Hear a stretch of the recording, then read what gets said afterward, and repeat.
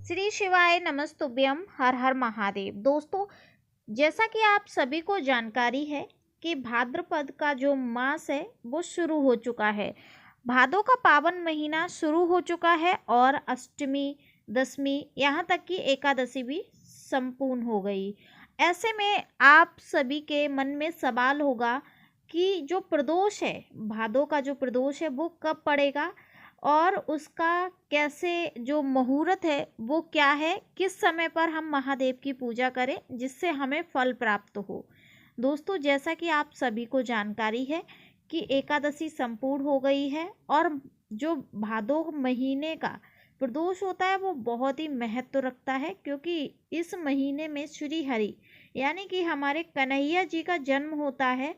तो ऐसे में अगर आप प्रदोष के दिन कुछ उपाय कर लेते हैं तो आपको लाभ प्राप्त होता है, लेकिन आप उपाय जब करेंगे जब आपको प्रदोष का सही जो शुभ मुहूर्त है वो पता होना चाहिए।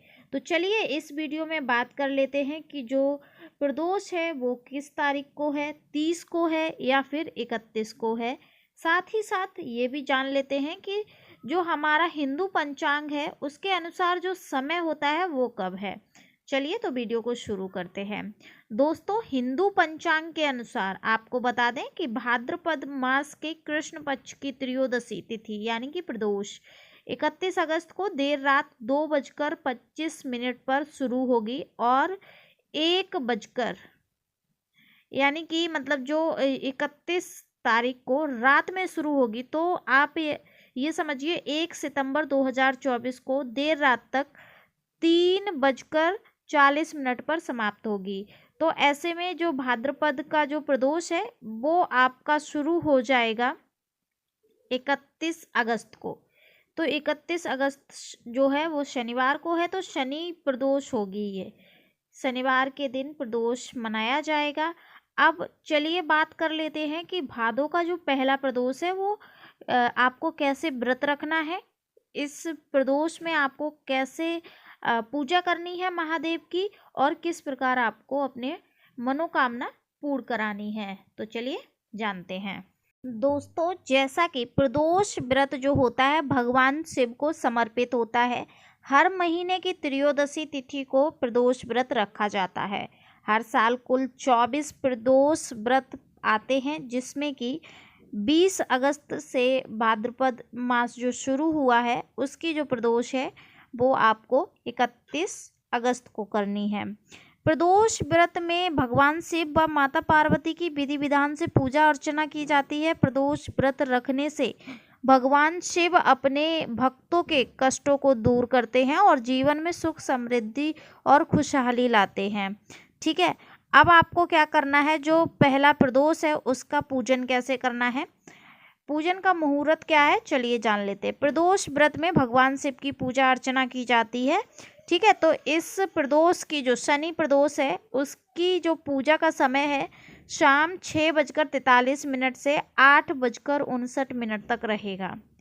इस चीज़ को नोट कर लीजिएगा। शनि प्रदोष 31 अगस्त को रहेगा और शाम 6:43 से 8:59 तक रहेगा। ठीक है, अब यहाँ पर थोड़ा सा जान लेते हैं कि प्रदोष व्रत की जो पूजा सामग्री है वो क्या क्या होगी।